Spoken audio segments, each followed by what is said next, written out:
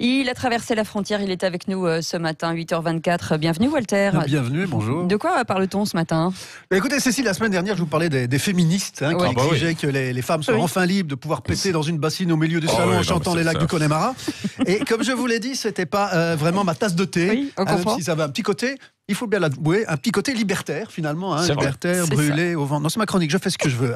Voilà, un petit côté libertaire, donc finalement presque sympathique, à côté d'un autre collectif féministe qui lui a porté plainte contre un restaurateur. Ouais, qui a été condamné, pourquoi? Pour intoxication alimentaire, c'est ça? Non, pour une blague. Une blague, ah oui. À l'heure où je vous parle, il y a un mec qui risque 5 ans de prison et 45 000 € d'amende parce qu'il a fait une vanne qui n'a pas plu à une association féministe. Le mec qui a fait la blague, c'est un restaurateur des Hauts-de-Seine. Alors déjà, on me dira, il habite les Hauts-de-Seine. Ok, comment est-ce qu'on peut habiter à 2 mètres de Paris, la plus belle ville du monde, c'est complètement con. C'est comme aller à une soirée avec des mannequins et tam, lingerie, et se taper la couturière. Mais bon, c'est pas une raison pour le condamner. Donc ce restaurateur des Hauts-de-Seine a écrit sur une pancarte dans son restaurant: mon secret séduction tient en 3 mots: gentillesse, humour, bagou. Et si ça marche pas, je me contente des premières lettres.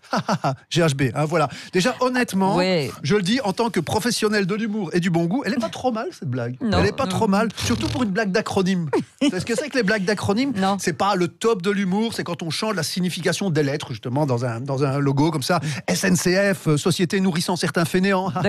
CFDT, continue à faire des tracks. CRS, couillon en rang serré.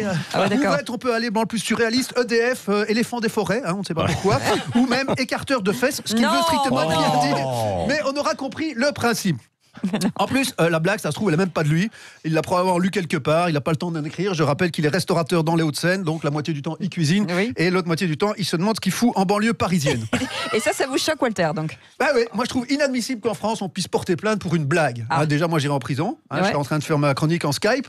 Et le gars, il poursuit quand même pour incitation au viol. Vous pensez vraiment qu'à chaque fois qu'on fait une blague sur un sujet, on incite à quoi que ce soit?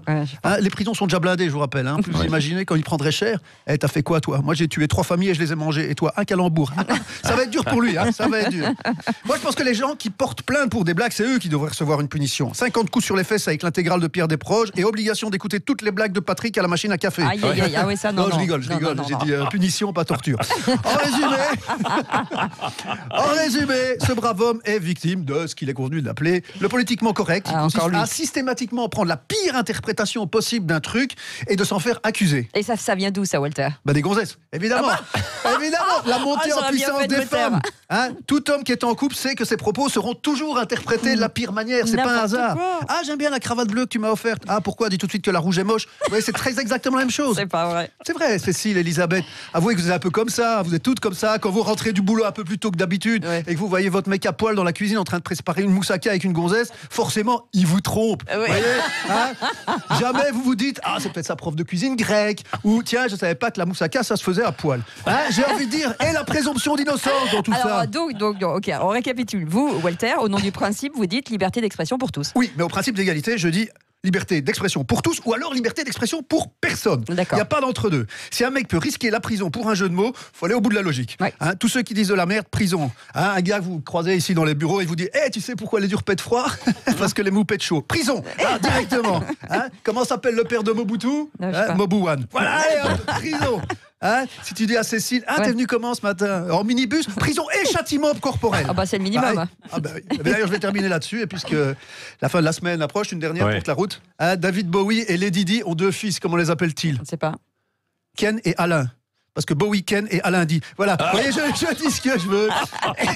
Et pour citer un de mes philosophes préférés, quitte à tout prendre, quitte à tout prendre, prenez les gosses et la télé, mais vous n'aurez pas ma liberté de blaguer. Voilà, merci beaucoup, Walter.